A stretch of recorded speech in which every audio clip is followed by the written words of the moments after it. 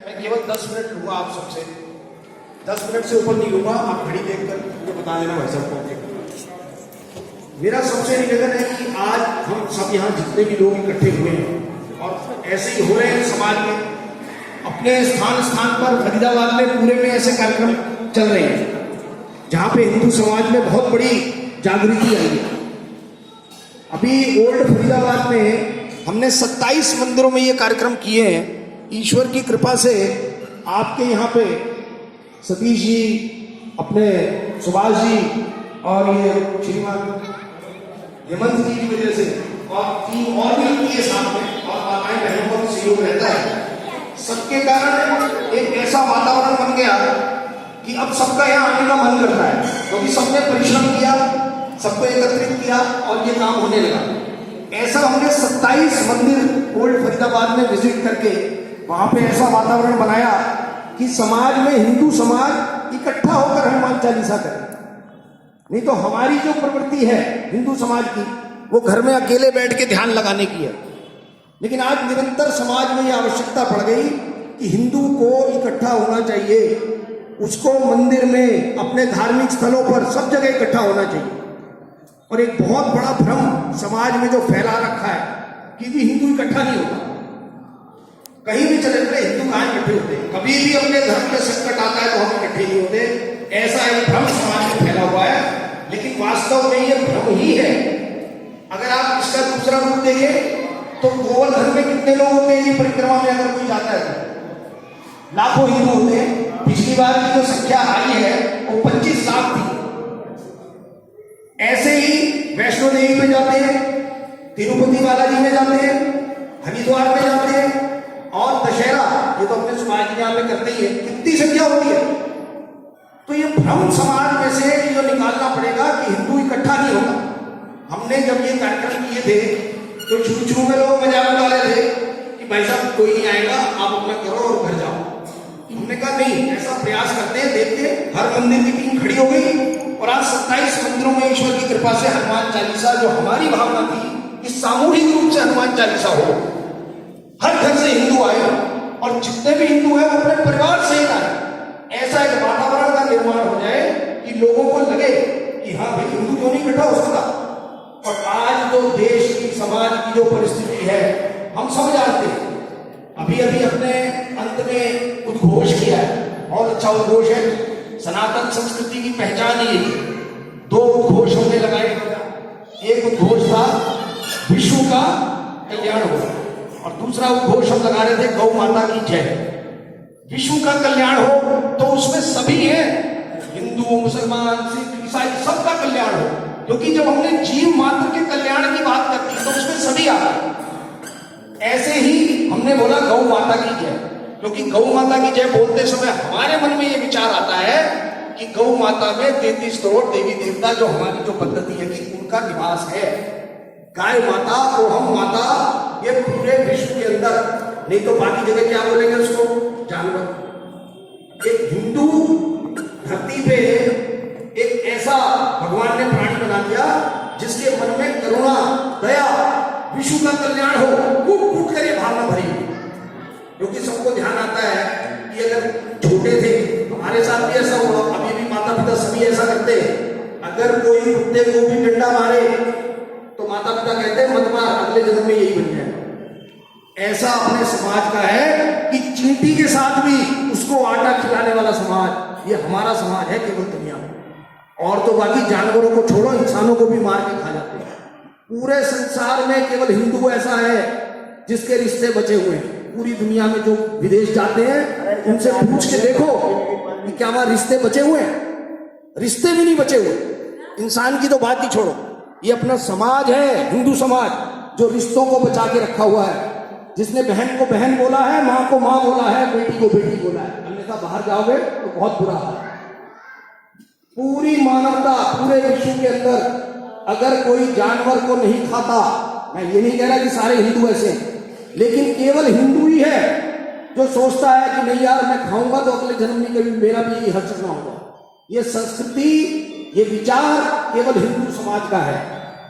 अब अपना हिंदू समाज इस संस्कृति को बचाना चाहता है कि नहीं चाहता, अगर वो चाहता है, अगर वो अपने पूर्वजों का स्मरण करता है, अगर वो अपनी संस्कृति का विचार करता है, उसको ये लगता है कि मुझे ये सब करना चाहिए, अगर ये संस्कृति बचेगी तो पूरे विश्व में फिर मानवता बचेगी। अगर मानवता समाप्त होगी तो आप और मैं तो फिर क्या इस विचार करेंगे? आप सोच के देखो, हमारे ही भाई, हमारे ही कुछ अन्य भाई जो आज कट्टरवादी और जिहादी बन गए हैं, वास्तव में सोच के देखो कि वो हैं को, हम में से ही वो लोग हैं, बाहर से नहीं आए कहीं से। क्या हुआ उनके साथ? एक समय ऐसा आया, एक कालखंड ऐसा आया कि तलवार के दम पर उनका वो जो परिवर्तन है, लोग कहते हैं धर्म परिवर्तन, मैं कहता हूं मत परिवर्तन। धर्म परिवर्तन नहीं है, धर्म तो एक ही है, पूरे संसार में एक ही धर्म है और वो सनातन धर्म है और कोई धर्म ही नहीं है, रिलीजन। और उसके बाद में हमारे को ये बोला गया कि ये रिलीजन है, वास्तव में धर्म एक ही है। और धर्म की परिभाषा हमारे बच्चों को, हमारे समाज को बताई, हमें तो ये दिखा दिया ये मुस्लिम धर्म है, ये ईसाई धर्म है, वो धर्म है ही नहीं। धर्म केवल एक है और धर्म का जो वास्तविक अर्थ है वो है सत्य, करुणा। अगर वो किसी में नहीं है तो काहे का धर्म है भैया? वो तो रिलीजन है, एक मत, एक पुस्तक, एक विचार। जीसस को छोड़ के कोई आपको और नजर आता है वहां पर? ऐसे ही देखो, अल्लाह के नाम के सिवा अगर दूसरा किसी का नाम भी ले लिया तो फिर आपकी गर्दन। एक विचार, अगर कुरान के खिलाफ कुछ बोल दिया तो आप गए। लेकिन अपने यहाँ क्या है? रोज नित नए विचार आते हैं, समाज में अनेकों अनेकों लोग आए, अपने यहाँ आर्य समाज भी आया। हमने नहीं कहा कि वो गलत है, वो कहते हैं मूर्ति पूजा गलत है, लेकिन हमने उनको भी स्वीकार किया। हिंदू समाज ने कभी भी विरोध नहीं किया किसी का। लेकिन आज अपने समाज के साथ जो दुर्गति हुई है, थोड़ा सा विचार कर लें, केवल विचार करके देखें कि कितना विश्व गुरु, इतना बड़ा देश, पूरे संसार में जिसका डंका बजता था, एक नालंदा और तक्षशिला, दो ऐसे विश्वविद्यालय थे भारत के अंदर जहां पे 10,000 से ऊपर स्टूडेंट। मेरे को लगता है आज भी भारत में ये नहीं, इतना बड़ा पढ़ाई का केंद्र। आप सोचो कि पढ़ाई के केंद्र में आज बहुत बड़ी बड़ी यूनिवर्सिटी कहां पे? अमेरिका में, इंग्लैंड में, वहां जा रहे हैं हमारे बच्चे पढ़ने। पूरी दुनिया से बच्चे तब पढ़ने कहां आते थे? भारत में। अगर ज्ञान ना होता, हम विश्व गुरु ना होते और आर्थिक रूप से संपन्न ना होते तो ये कहां से आ जाते हमारे यहाँ पढ़ने? किसी और विश्वविद्यालय का नाम ढूंढ के भी देखो, अगर इतिहास का आपको मिल जाए, किसी का नहीं मिलेगा, केवल भारत का मिलेगा। तो ज्ञान में विश्व गुरु थे हम। आर्थिक संपन्नता में ऐसी संपन्नता थी कि चाइनीज यात्री जो भारत में आए, हमने अपनी पढ़ाई नहीं की, हमने नहीं कहा कि हम बहुत आगे थे। दूसरे यात्रियों ने जो भारत में जिन्होंने भ्रमण किया, उन्होंने लिखा कि भारत की दशा क्या थी। सोने से गहने से लदी हुई स्त्रियां होती थी और कहीं ताले भी लगते थे। राजा हर्ष के राज्य में यह स्थिति थी भारत। तो ज्ञान का भंडार और विश्व गुरु, तभी तो हम पर हमले हुए। कभी झोपड़ी में किसी डकैत को डकैती डालते हुए देखा है क्या? कभी भी। हमेशा संपन्न के घर ही डकैती डलती है। यही हमारे हालात थे, बहुत संपन्न थे, सब कुछ थे, लेकिन उसके बाद भी हमारा पराभव हो गया। उसके दो विशेष कारण थे, दो, वो आज भी हैं, वो पहले भी थे। दो विशेष कारण थे। हम गीता को मानने वाले, गीता पर चलने वाले लोग थे। आत्मा अजर अमर है, लेकिन उसके बाद हमें क्या हो गया? हम कायर बन गए। सामूहिकता का भाव खत्म हो गया, कायर बन गए, मरने से डरने लगे। जिन्होंने प्राण दिए, प्राण के डर से वो मुसलमान बने, और जिन्होंने त्याग किया वो तेग बहादुर जैसे, जिन्होंने अपने बच्चों को भी बलिदान करके इस देश और धर्म को बचाए रखा कि नहीं हम मर जाएंगे, लेकिन ये जो धर्म है इसको कभी भी नहीं, जो मानव की हत्या कर रहा है, जो मानवता के साथ अन्याय कर रहा है, ऐसे रिलीजन को हम कभी भी नहीं मानेंगे। ऐसे हमारे गुरुओं ने बलिदान भी दिए। और दूसरा हमारा सबसे विशेष कारण था हमारे पतन का, वो कारण रहा है जाति की व्यवस्था, जो कि हमारे यहाँ थी नहीं। हमारे किसी भी ग्रंथ में कोई जाति की व्यवस्था नहीं। आप पढ़ के देखो, लोग बड़े बड़े प्रसंग उठा के ले आ रहे हैं, लेकिन यदि किसी ने इस विषय पर जानकारी लेनी हो तो हमसे बात करे। हमारे वेदों में, ग्रंथों में ब्राह्मण, क्षत्रिय, वैश्य, शूद्र तो लिखा हुआ है, लेकिन कहीं भी जाति में भेदभाव हुआ ऐसा एक भी प्रसंग नहीं आता। ये दो विशेष कारण थे। कायर हो गए, आत्मा अजर रहकर सिद्धांत छोड़ दिया, लड़ने से डरने लगे, इसीलिए हमारा पराभव हुआ। इसीलिए आज हम जो संख्या देखते हैं आज हिंदू समाज की, अपने ही देश के अंदर आप 79% हो। जब देश स्वतंत्र हुआ आप लगभग 90% थे। सारे आंकड़े, मैं कोई नए आंकड़े नहीं दे रहा, सबको पता है ये बात। पाकिस्तान में 13% हिंदू था, आज वहां पे 2% है। ये ऐसा आंकड़ा है, अगर इसको सुन के भी किसी की आंख नहीं खुलती तो मुझे लगता है उसकी आंख कभी जीवन में खुलेगी। बांग्लादेश में 13% थे, आज वहां पे 8.5% थे। अपने यहां जो समाज 5 से 6% था, आज वो समाज 17% से ऊपर हो चुका है। ये सारी वास्तविकता हम सब जानते हैं, लेकिन मैं सिर्फ इतना आग्रह कर रहा हूं कि कभी भी ये जो हनुमान चालीसा का ये जो छोटा सा पौधा हमने लगाया था, मुझे इतनी प्रसन्नता हो रही है। आज युवा लोग भी हैं, माताएं बहनें भी हैं, मैं तो कहता हूँ अपने परिवार के साथ आया करो, एक भाव जगाओ अपने अंदर, और हिंदू का भाव जग जाए जिस दिन, हिंदू का भाव हमारे मन में आए कि हाँ मैं अपने धर्म के लिए कुछ कर सकता हूँ। खाली भजन कीर्तन से कुछ नहीं होगा। ये पाकिस्तान में और बांग्लादेश में ये भूख किया लोगों ने।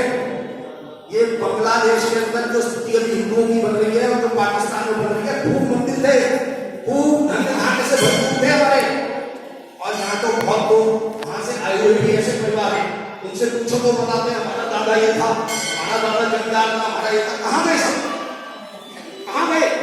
उसका कारण यही है, हिंदू भाव को भूल गए। तो जहां जहां हिंदू कम हुआ, हिंदू घटा और देश बढ़ा, ये हमारी स्थिति है।